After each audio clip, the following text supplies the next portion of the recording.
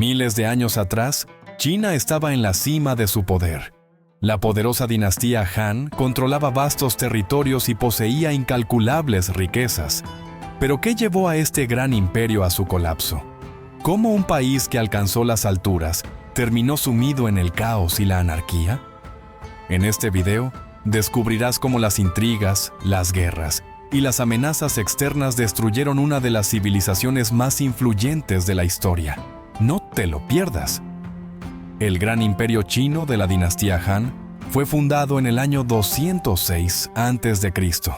y perduró más de 400 años, convirtiéndose en una de las más largas y exitosas de la historia de China. Bajo el liderazgo de emperadores sabios, el imperio se expandió, el comercio floreció y la cultura alcanzó alturas inimaginables. Sin embargo, para comienzos del siglo III después de Cristo, todo comenzó a desmoronarse. Muchos factores contribuyeron a la caída de la dinastía, pero los más importantes fueron las contradicciones internas, la corrupción y las amenazas militares. ¿Cómo exactamente destruyeron estos factores al imperio? Vamos a profundizar en ello. Parte 1. Causas internas de la caída. Una de las principales causas de la caída de la dinastía Han fueron las profundas contradicciones internas que se habían gestado durante décadas. Para el inicio del siglo III d.C., la corrupción había alcanzado tal nivel que todo el sistema de gobierno estaba prácticamente paralizado. Los funcionarios de alto rango utilizaban su influencia exclusivamente para fines personales. Los sobornos se habían convertido en la norma, y el poder estaba concentrado en manos de unos pocos dispuestos a pagar por él. Esto minó la confianza en el gobierno, no solo entre la gente común, sino también entre la élite, que, a pesar de la aparente prosperidad, veía cómo los cimientos del Estado se desmoronaban. La corrupción afectó todos los niveles de poder. Los líderes militares y los terratenientes ricos tampoco se quedaron al margen. Usaban sus posiciones para enriquecerse, comprando grandes extensiones de tierra y creando ejércitos privados que no se utilizaban para defender el país, sino para controlar los recursos y reprimir el descontento. Los ricos oligarcas gobernaban sus regiones, lo que creó una profunda desigualdad social. La tierra, que antes pertenecía a los campesinos, pasaba gradualmente a manos de unas pocas familias ricas, aumentando la brecha entre la élite y el pueblo. Este aumento de la desigualdad económica fue la causa del creciente descontento entre los campesinos, quienes perdían sus tierras y caían en la pobreza.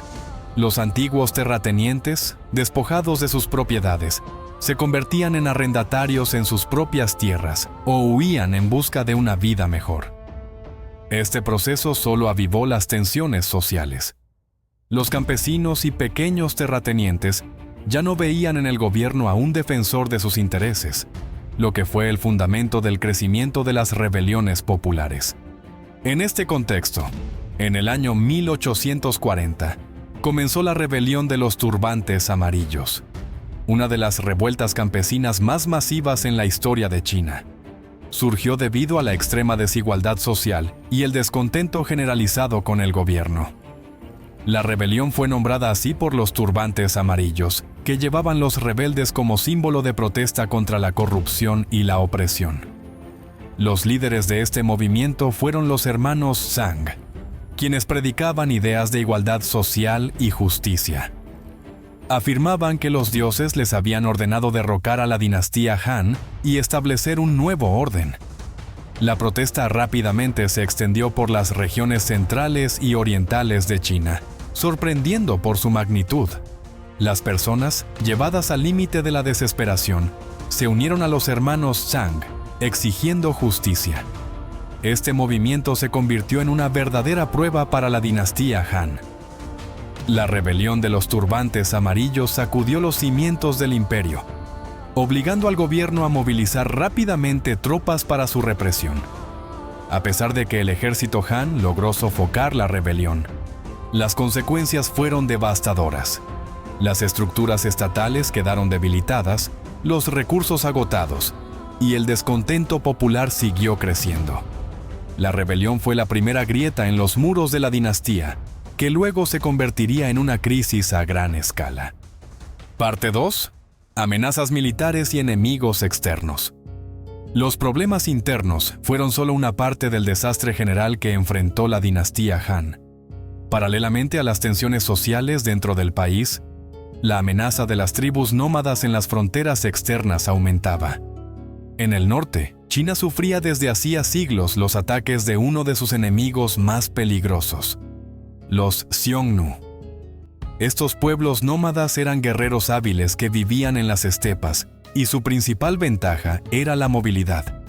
Atacaban continuamente las regiones del norte del imperio, saqueando ciudades y aldeas, destruyendo asentamientos y robando recursos. Los Xiongnu eran conocidos por su habilidad en la equitación y sus tácticas de incursiones rápidas, lo que los convertía en un enemigo extremadamente difícil para el ejército tradicional chino. China se veía obligada a mantener fuerzas significativas en el norte para proteger sus fronteras. Estas guerras constantes con los Xiongnu agotaban al ejército y desviaban importantes recursos que podrían haber sido utilizados para estabilizar la situación interna. En lugar de ello, el gobierno Han se vio arrastrado a una prolongada lucha en dos frentes, contra las revueltas internas y las tribus nómadas en las fronteras. Además de los Xiongnu, China también fue atacada por otras tribus nómadas en el oeste y el sur del país. Estas tribus, al percibir la debilidad del gobierno central, atacaban cada vez con más frecuencia las zonas fronterizas, lo que desestabilizaba aún más la situación. El imperio se encontró rodeado de enemigos que cada vez era más difícil de controlar. En medio de esta creciente amenaza externa, el gobierno central se vio obligado a confiar en los comandantes militares y gobernadores regionales para la protección de las regiones fronterizas. Estos líderes militares obtuvieron amplios poderes y recursos para defender sus territorios, pero finalmente comenzaron a usar ese poder en su propio beneficio. Gradualmente, se convirtieron en gobernantes de facto de sus regiones, actuando de manera independiente del gobierno central.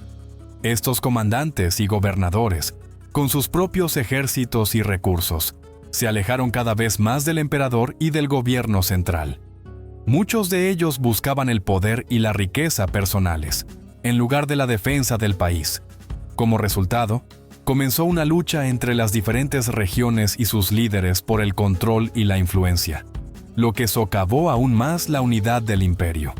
De esta manera, en lugar de ser un imperio unificado y centralizado, China comenzó a convertirse en un conglomerado de regiones semiautónomas, cada una gobernada por su propio líder.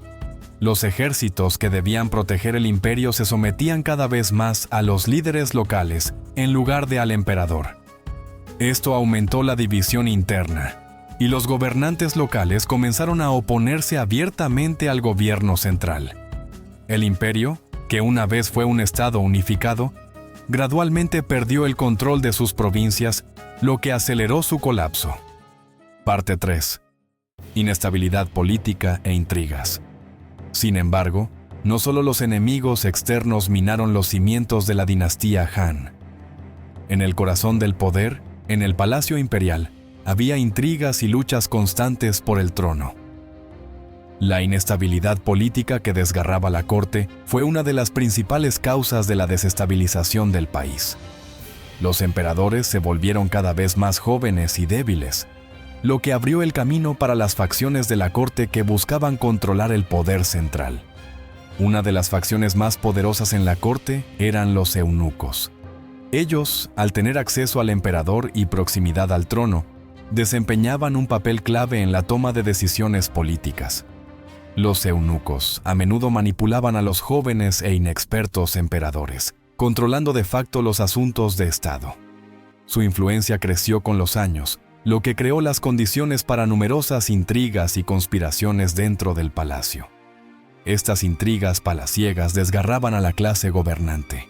Las facciones luchaban entre sí por el control del emperador, mientras que los problemas reales del país quedaban desatendidos. En su lucha por el poder, los cortesanos y los líderes militares se olvidaban de las necesidades del pueblo y de la seguridad del Estado. La inestabilidad política aumentaba y el gobierno central perdía el control de la situación. Los emperadores, en lugar de fortalecer el país, se convertían en marionetas en manos de las facciones de la corte. Las ambiciones de poder de algunos cortesanos convirtieron la corte en un campo de batalla por la influencia, lo que socavó aún más la autoridad del emperador. Como resultado, el gobierno de la dinastía Han quedó paralizado e incapaz de gobernar eficazmente el país. Todo esto llevó al país al caos. Los conflictos internos, la lucha por el trono y las ambiciones de algunos líderes destruyeron el control central, lo que fue el golpe final para la dinastía Han. El imperio, una vez poderoso y próspero, se hundió en la anarquía y la fragmentación, lo que llevó a su colapso final. De este modo, la caída de la dinastía Han fue el resultado de múltiples factores: contradicciones internas, amenazas externas e intrigas palaciegas destruyeron uno de los imperios más grandes de la historia. Fue el fin de una era que dio paso a un nuevo tiempo, la era de los 3 reinos. Si te ha gustado este video y quieres saber más sobre eventos dramáticos y grandes imperios, no olvides suscribirte a nuestro canal. La historia aún no ha terminado. Y si quieres saber cómo 3 grandes generales, cada uno buscando poder, rompieron el imperio en pedazos, entonces mira el siguiente video sobre los 3 reinos.